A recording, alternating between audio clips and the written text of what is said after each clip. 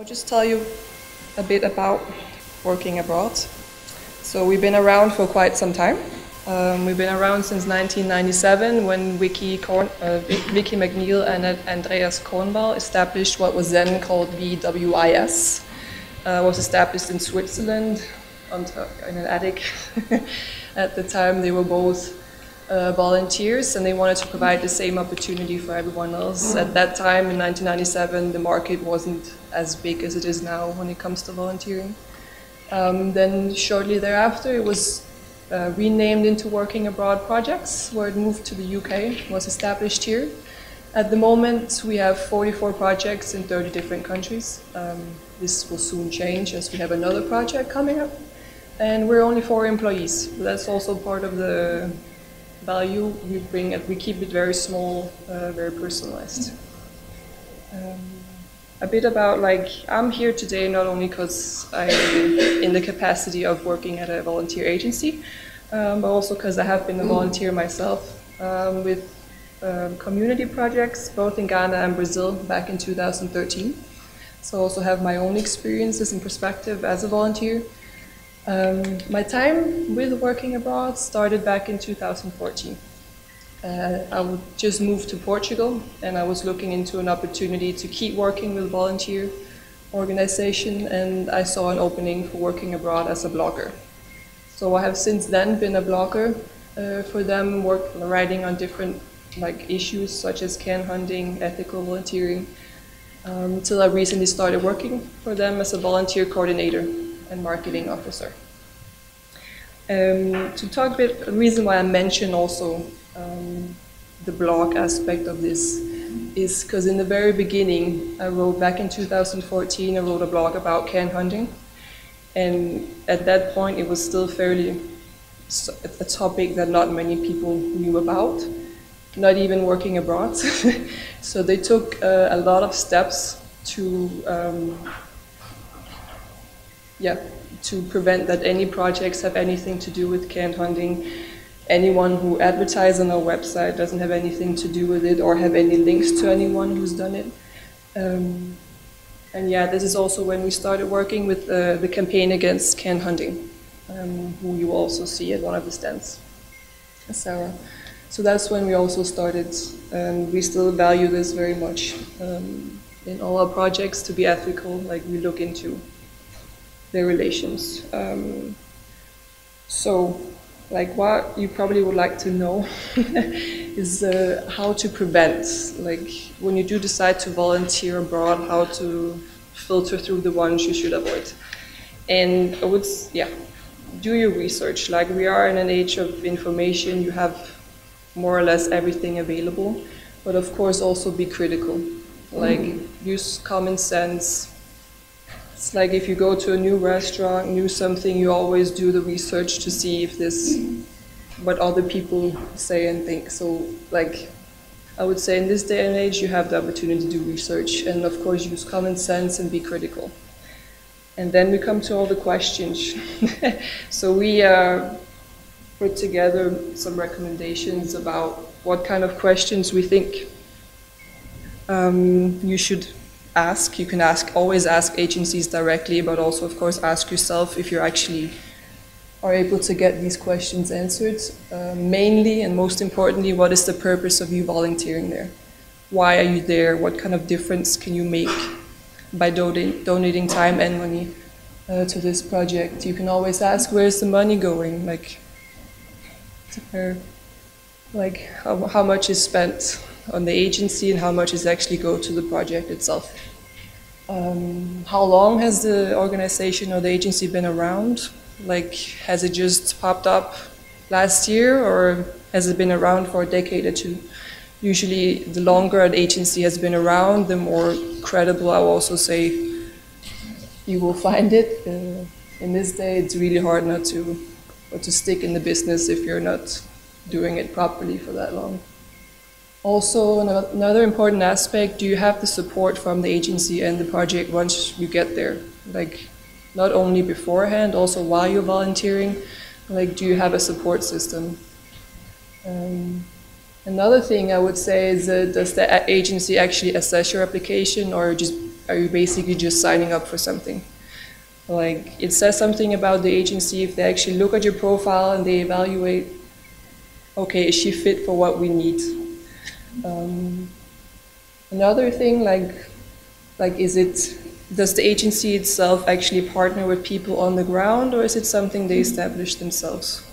Often I would say that when you deal with local partners, they know what is needed, they know what the issues are. So usually it's a good indication that they're partnering with someone, and we're the ones helping facilitate volunteers, whereas the local organizations are the ones who will tell us what is needed from volunteers and so on. Also, a good indicator is, do you have time commitments? Like, we do have several projects where you need to commit to a certain amount of time as a volunteer. If most of it is just about you being there for a week or two, it's usually rare that you're able to make or it depends really on the project, what you want to do. But it's a good indicator also if you can see that the organization itself value that, okay, at least for this project, you need to be there for a certain amount of time. Because it shows that, okay, we don't want you to just be here for a week or two. We want you to be here for longer. And as always, reviews and feedback. Look at them, like there's not only on, like you have the website, usually always testimonies from former volunteers will appear there. Like Facebook pages, social media. There's also independent volunteer websites where volunteers can go and review the different projects and the organization. So these are, I would say, are some of the more important ones. You can always ask them directly to the organization when you want to. Feel confident, like once you've been through all this, I would say that you have done what you could. This is mainly to give you like an idea of how we go about it when it comes to our project, our approach. As I said, we're only 4 employees. I'm the latest addition to it, but this is also something that the directors have valued from the beginning, to stay small and personalized, have a grassroots spirit around it. They always value that the projects are ethical, very clearly structured, and you're not just there for a holiday. You're there, like, you will have the time, of course, to experience the country and so on. You will meet other volunteers, but you're there to work. So we also do have several projects where you have time commitments, like teaching projects. Many of them minimum have to be there for 3 months, some 6 months. It's like, it depends on the project itself how much we think you need to prioritize. We assess, like when you send in an application, we assess it. We look through your experience, we look through your personal statement, and in the end it's the local project that decides whether you come or not. They will look at your profile, so make an effort. When you make an application, you're not just signing up. There are actually people who are looking through what you've done before. We have in the sense also, because we're very personalized, we have good, very personal relationship also with the local projects. Vicky and Andreas, they have went to several other projects also with their kids. We visit them. Aaron, the manager, has been at several projects in Asia. So we go, many of them we know personally. Some have been with us for a very long time. And you always have the personal support from us. So we're different volunteer coordinators, but you always be able to reach us both before and during and after. We always try to keep prices fair. Of course, it depends on where you're going. Some are more expensive than others. But we try to keep them as low as possible without being at the cost of the experience. So we will never sacrifice the accommodation or your experience, like food, stuff like this. It needs to be done properly, so that's also a part of the price. And most essentially, we always listen to volunteer feedback. So if I sit every month, at the end of the month, I write everyone who came home, ask if you have any feedback, anything you would like to share. If it's something that we really think and we can see a pattern around something, we will always try to, sort it out, and in case it won't be sorted out, then yes, we will. And like, it's very important for us that our relationship with the project is proper. So if the volunteers suspect something or there's something there, we listen to it and we will act on it. So how to choose the right one is the essential question, I guess. I would say yes. I've done volunteering in 2 very different ways. I went through an agency, but also I did it directly with the project.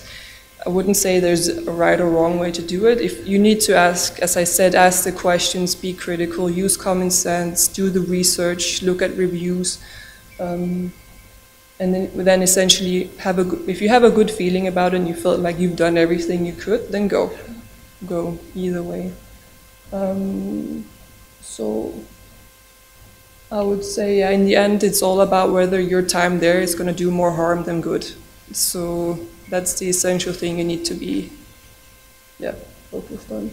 So that is all from me. Thank you for listening.